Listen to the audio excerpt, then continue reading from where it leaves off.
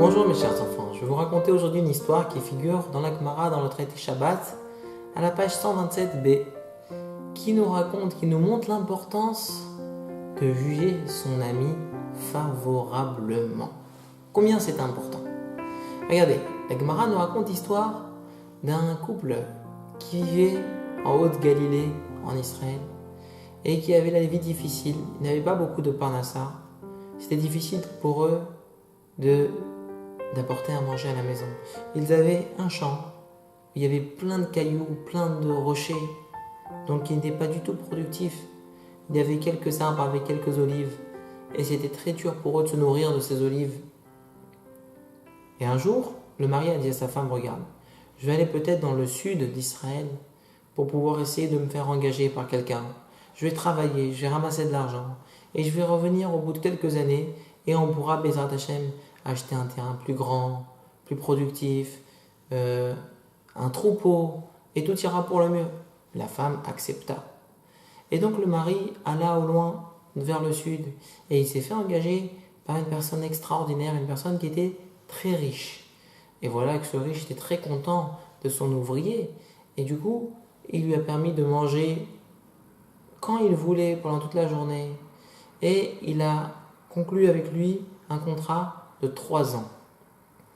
Il a travaillé chaque jour, il a mangé chaque jour comme il se devait.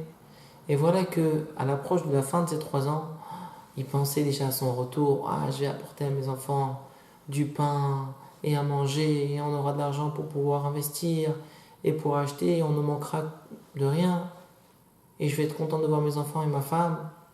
Et voilà que, au bout des 3 ans, à l'approche de Rosh Hashanah, il se retourne vers son patron et dit voilà, j'ai profité dans ces 3 années, je vous ai produit du beau travail, à présent j'attends mon salaire. Et voilà que le riche te dit mais je n'ai pas d'argent. Hein? Pas d'argent? Dans sa tête il se dit mais attends, pourtant il est très riche, comment c'est possible?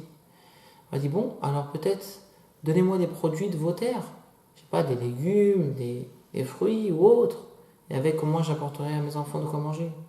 Et il dit bah je n'en ai pas. J'ai pas. C'est bizarre, mais il lui dit rien. Il dit ok. Alors je propose peut-être proposer peut-être donnez-moi un de vos champs que je revendrai et avec l'argent je monterai avec voir ma famille. Et je n'ai pas de champ. Bon, bizarre. Peut-être du bétail, des troupeaux. Je n'en ai pas. Peut-être des coussins et des couvertures. Pour mes enfants, vous savez qu'il fait très froid dans le nord. Je n'en ai pas. Du coup, au lieu de protester et demander le pourquoi de toutes ces interrogations, finalement, eh bien, il repart vers sa famille, triste, mais que faire? Et voilà que, pendant ce temps-là, les enfants avaient essayé d'aider leur maman pour pouvoir récolter quelques olives et apporter de quoi manger. Et ils ont passé Rosh Hashanah et les fêtes de Sukkot. Et pendant le Chol HaMoed de Sukkot, voilà que on voit un homme qui arrive avec 3 ânes bien chargés vers justement ce juif. C'est bizarre, c'est qui ça? Et il reconnaît son patron riche. Il dit mais je suis content de te voir, viens, mange avec nous. Il dit mais écoute, je viens avec ces ânes-là justement pour te faire kiffer. Regarde, j'ai apporté plein de bonbons, plein de friandises pour tes enfants, des bons plats pour ta femme, plein de belles choses. Tout ça, c'est pour toi. Et au long du repas, voilà que le riche sort de sa poche une bourse remplie de pièces d'or. Il dit, ça, c'est pour toi, pour ton salaire. C'était bien mérité. Ah, il était tellement heureux, ce juif. Mais voilà que l'homme riche demande à son ouvrier et lui dit, écoute, je voudrais à présent que tu m'expliques. Lorsque je t'ai dit que je n'avais pas d'argent, tu as réfléchi à quoi? Tu t'es dit, qu'est-ce qui se passait chez moi? Il dit, peut-être que je me suis dit, dans ma tête, je me suis dit que peut-être tu avais investi tout ton argent, tu avais peut-être proposé une belle marchandise. Ok. Et lorsque je t'ai dit que je n'avais pas de produits de mes terres, il n'y avait rien du tout, ni légumes, ni... Qu'as-tu pensé? Il dit, écoute, je me suis dit que peut-être que tu n'avais pas encore prélevé le maaser, la dîme, la récolte qu'il faut prélever pour que tout le reste de la récolte soit permis à la consommation. Ok, mais quand je t'ai dit que je n'avais pas de champ, t'as pensé à quoi? Elle dit peut-être que je me suis dit que tu l'avais loué pendant un an. Ok, et quand je t'ai dit que je n'avais pas de bétail, de troupeau, t'as pensé à quoi?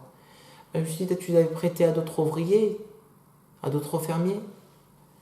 Ok, et quand je t'ai dit que je n'avais pas de coussin ni couverture, tu as pensé à quoi? Je dis j'ai pensé que tu l'avais sanctifié au Beth Amikdash.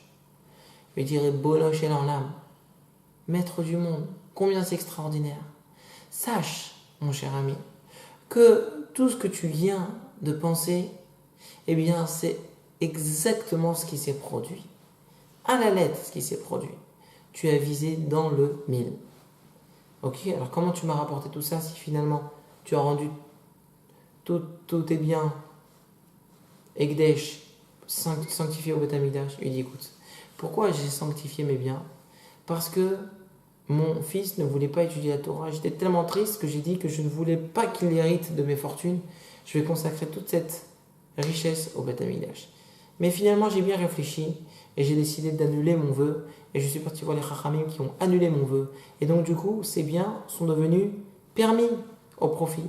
Et voilà pourquoi je te ramène tout cela. Cet argent est bien mérité et que tu en profites dans le bien et que de la même manière que tu m'as jugé favorablement, fasse qu'Akadosh Baruch Hu te juge également favorablement. C'est le message, mes chers enfants, que nous devons retenir. Lorsque on se dispute parfois avec nos amis ou avec nos frères et sœurs, on se dit mais attends, mais pourquoi il me parle comme ça? Attends, essaye de le juger favorablement. Peut-être qu'il était fatigué en ce moment. Peut-être qu'il pensait dire du bien et que tu as mal compris ou autre.